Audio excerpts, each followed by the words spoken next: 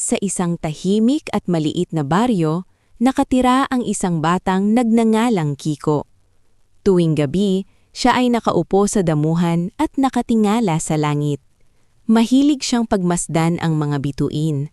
Para sa kanya, ang mga ito ay parang maliliit na ilaw na nagbibigay pag-asa sa mundo. Balang araw, bulong niya, magiging bituin din ako. Ngunit sa puso ni Kiko, may tanong na bumabagab. Aano nga ba nagiging bituin ang isang tulad niya? Isang gabi, may isang bituing kumislap ng mas maliwanag kaysa sa iba. Biglang may tilig na marahang tumawa. Kiko! Ha? Sino yon? Huwag kang matakot. Ako si Tala. Nagsasalita ang bituin? Oo, narinig ko ang iyong pangarap.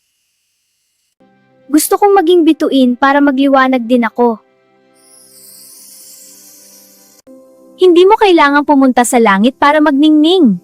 Kung ganun, paano po? Sa pamamagitan ng kabutihan, sagot ni Tala. Doon nagsisimula ang tunay na liwanag. Kinabukasan, sinubukan ni Kiko ang sinabi ni Tala. Tinulungan niya si Aling Rosa na tumawid sa kalsada. Tinuruan niya si Ben na magbasa. Unti-unti, napansin ng lahat ang kanyang kabutihan. At sa bawat ngiti ng mga taong kanyang natulungan, may kakaibang init sa kanyang dibdib. Para bang may ilaw na unti-unting nagniningning. Muling tumingala si Kiko sa langit isang gabi. Kumislap si Tala. Ngayon, alam mo na, sabi nito. Ngumiti si Kiko.